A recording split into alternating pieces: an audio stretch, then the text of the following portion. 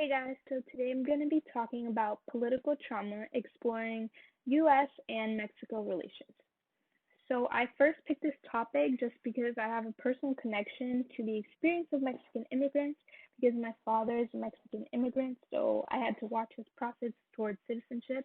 So I kind of understood that aspect of it, but I didn't really understand how it tied to trauma and other aspects such as post-migration process into assimilating into American culture.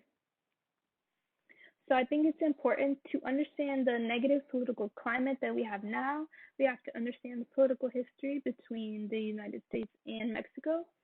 So beginning in 1836, Mexico was the first to break diplomatic relations with the United States after one of their military leaders, Santa Anna, was taken prisoner. In 1845, U.S. President James Polk offers to purchase California and New Mexico and draw a new border along Rio Grande. So Mexico rejects this offer, and that leads to Polk invading Mexico and leading to the Mexican-American War. So the effects of the Mexican War were losses of land, sense of home, safety, and belonging for Mexican people. Continuing into 1882 to 1910, Mexicans were recruited to build U.S. railroads. So 60% of America's labor force at the time were Mexican immigrants. In 1916, President Woodrow Wilson extends military presence in Mexico, so tensions continue to rise there. And the Emergency Quota Act of 1921 started to restrict immigration, but only from Asia and Europe. So Mexicans were still being officially admitted into the United States as workers with visas. So the number of Mexican immigrants in the United States went from 200,000 to 600,000 in the matter of 10 years. So the turn starts to happen once America hits the Great Depression. American sentiment towards Mexicans starts to become very fear-based as Mexicans are seen as a threat to job opportunities. So this is kind of where the irony plays, where before we were using Mexican immigrants for their labor, and now we don't want their labor anymore because they're seen as a threat. So in 1942, Vaquero programs still continue to exploit Mexican immigrants, and U.S. President Dwight Eisenhower starts Operation Wetback to sweep the border for illegal workers. So you can see in this picture, this is what the sweeps looked like. They were literally in cages, and then Mexicans were going to be deported. So the war on drugs later focuses on searches and seizures along the border. So at the start of this operation, Mexico was not informed at all. So obviously tensions continue to rise. Up until the 2000s, U.S. Border Patrol continues to expand, and this leads to fear of persecution and criminalization.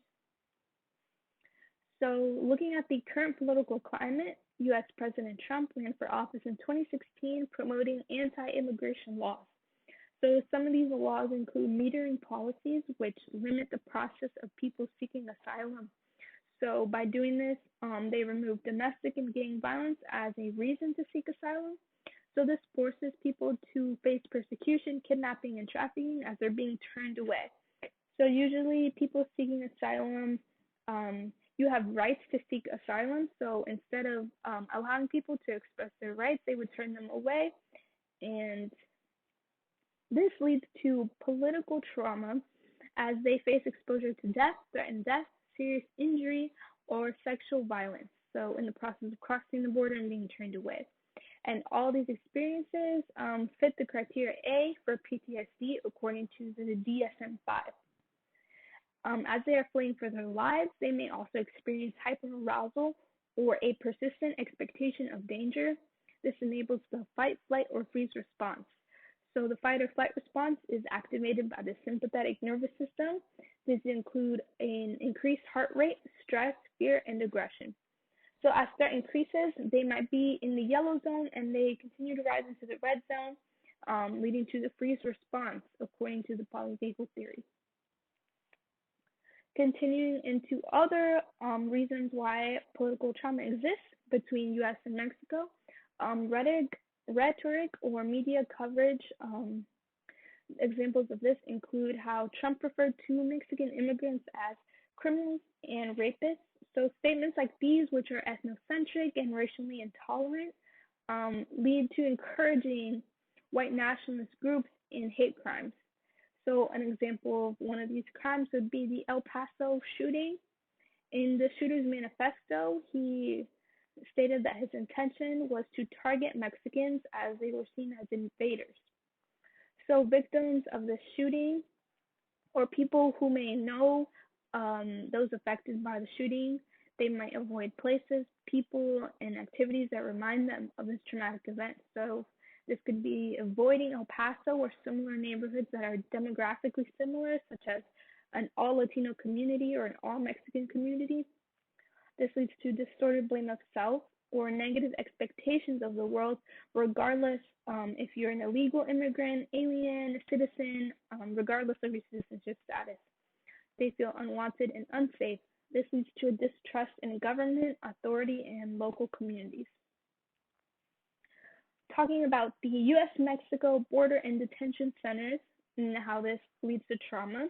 Upon crossing the border, unaccompanied refugee minors are placed in detention centers waiting to see an immigration judge. Previously, they were also separating parents from their children on the border.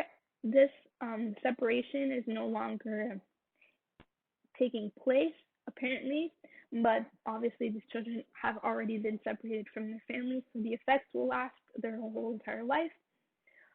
These detention centers are also nicknamed ice boxes because they are extremely cold, overcrowded. There are limited restrooms, limited medical care, lack of food, and lack of water. So in this picture, you can kind of see the conditions that the children have to go through. So children in these detention camps are solely focused on survival. The Department of Justice has exempt these detention centers from having to be under the Prison Rape Elimination Act. So this act protects people in custody from sexual abuse by setting standards for prevention, detection, and reporting.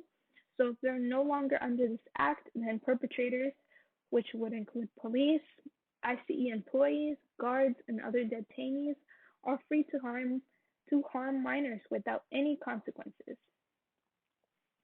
So obviously these centers lead to complex developmental trauma in the children. The Office of Refugee Settlement has no jurisdiction over a child once they're placed in the welfare system. So they're coming out of the camp into the American welfare system. So any abuse or neglect that they experience in their foster homes or wherever they end up is left for social workers to fix, which usually goes unsolved. So this leads to their feeling of helplessness and hopelessness because they're unable to escape the conditions all the way from the camps until they're assimilated into their foster family. Their bodies learn to adapt to this environment, so they're in a constant state of arousal, constantly looking for threats. They may develop dissociative reactions or personality fragments as a way to cope with the trauma. Survival is the top priority, not cognition. So as we learned in class, the triangle flips upside down. So survival is all that the child is going to be focused on. So they're relying on their lower brain functions, which are found in the brainstem, instead of using their frontal cortex, which is responsible for decisions, creativity, and learning. They are exposed to higher levels of ACEs. So these experiences include the abuse, neglect, separation from their parents that they experience in the camps. As a result of all this, they turn to having a negative view of their environment, community, family, and their own place in the world into adulthood. So once we're in adulthood, you experience post-migration trauma. So Mexican immigrants continue to experience trauma as they attempt to adapt to America's new policies, cultures, languages. And since there's such a difference in the political opinions on the topic of immigration, usually immigrants face discrimination in all parts of their daily life. We can relate this to the ecological systems model. So talking about the macro system, the stressors include laws, history, culture, and social conditions that has allowed for the exploitation of Mexican immigrants, leading to the negative impact on U.S. and Mexico relations. So these are all the laws and the history that we previously talked about. And then going down into ecosystem, mass media negatively portrays these policies and effects, just like how we've seen with the media coverage over Trump's campaign or other hate crimes. Mesosystem, microsystem, and the individual are all affected because policies and discrimination affects their workplace, school, family. This can be seen through a lack in resources, opportunities, language barriers, family separation, or a fear of deportation or persecution. So in attempts to treat this trauma, many schools have implemented cognitive behavioral intervention for trauma in schools, or CBITS programs. These programs are made available in Spanish to combat the language barrier problem. They focus on 6 techniques. 1, education about reaction to trauma, relaxation training, cognitive therapy, real life exposure, stress or trauma exposure, and problem solving. So another solution has been mentioned a lot is immigration reform.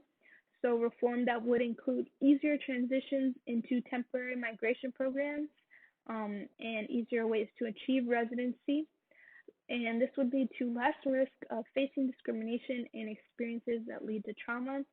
So obviously, reducing trauma in Mexican American populations is not going to be a quick fix since it's so ingrained into the political tensions. But I mean, these are just some of the attempts that have been made so far. So thank you guys for watching.